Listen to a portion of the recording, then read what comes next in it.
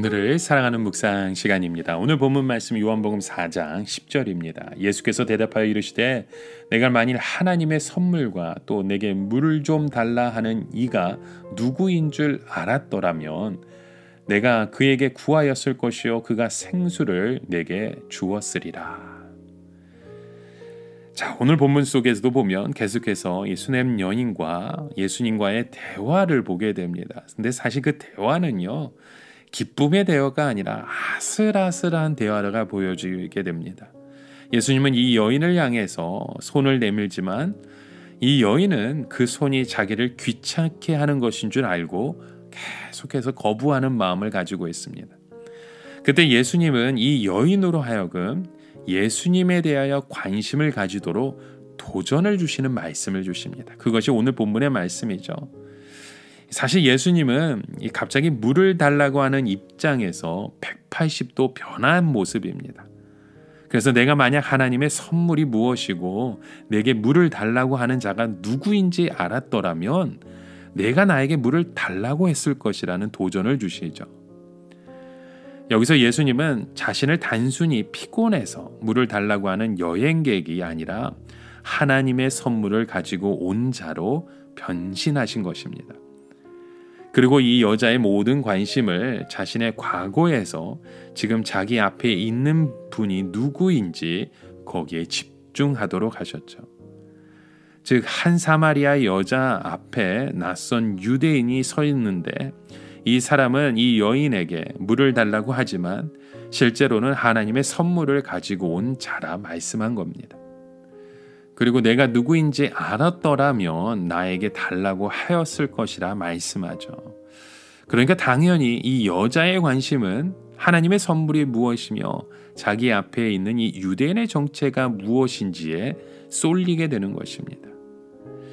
여러분, 사람들은 누구나 다 죄를 짓는 그 욕망과 충동에 사로잡혀서 앞뒤를 가리지 않고 자신의 상황을 보지 못하는 일들이 너무나도 많습니다.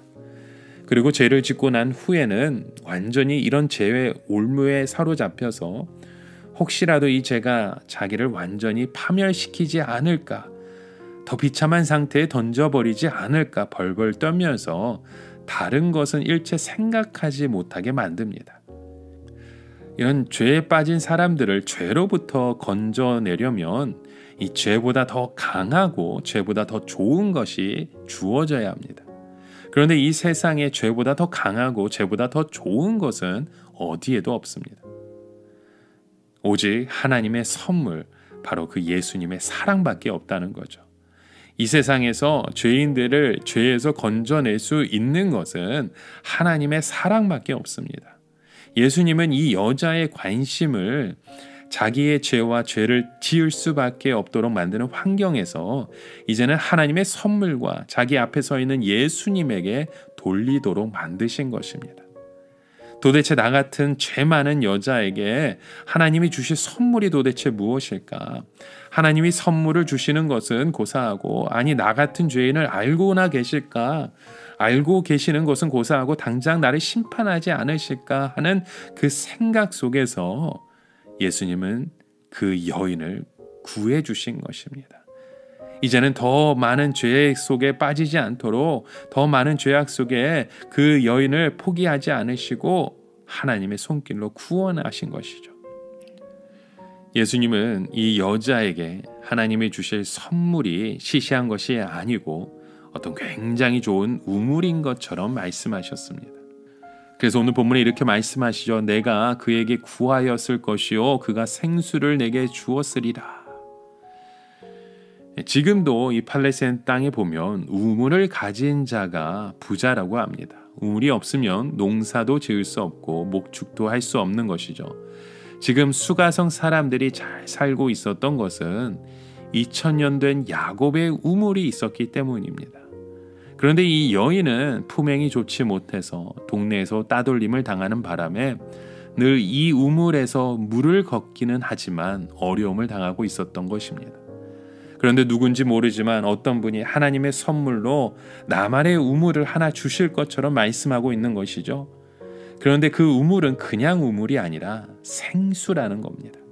속에서부터 물이 자동적으로 솟아나오는 생수.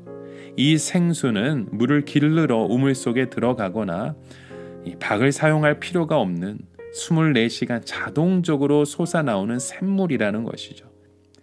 그런 물 하나만 가지고 있으면 이 여자는 동네 사람들에게 아쉬운 소리를 들을 필요도 없이 마음껏 농사도 짓고 마음껏 목축도 해서 부자가 될 수 있는 것입니다. 지금 이 여자는 머릿속에 아마 복잡한 계산을 하고 있었겠죠.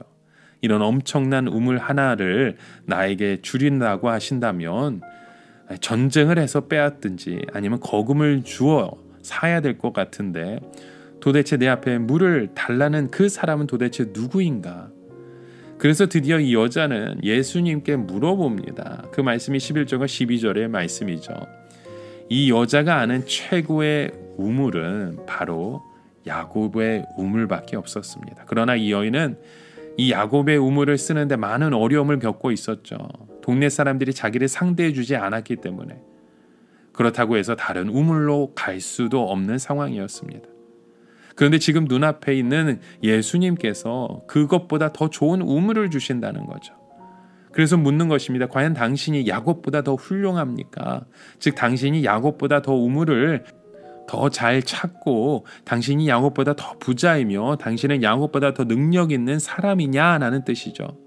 즉 야곱은 이 땅의 사람들을 2000년 동안 먹여 살려내는 그런 우물을 주었는데 당신도 나나 다른 사람들을 그렇게 먹여 살릴 수 있느냐라는 뜻입니다.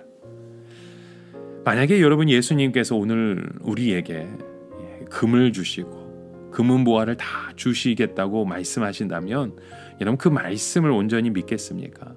자식들을 충분히 공부시키고 결혼시키고 죽을 때까지 행복할 수 있는 그런 금광을 우리에게 주신다고 말씀하신다면 여러분 어떻게 대답하시겠습니까? 그런데 하나님은 이미 우리에게 엄청난 그 금은 보화를 다 주셨습니다. 그것들을 우리의 마음속에, 우리의 삶 속에, 우리의 말씀을 통해 하나님이 이미 다 허락하신 것이죠. 여러분 세상에서 주어지는 것들은 일시적인 것입니다. 그 다음에는 항상 더 갈망과 더 목마름을 느낄 수밖에 없습니다. 그렇지만 우리가 죄의 용서를 받고 성령을 받으면 내 영혼 속에 진정한 만족함을 누리게 됩니다. 왜냐하면 하나님의 사랑이 나를 만족하게 하기 때문입니다.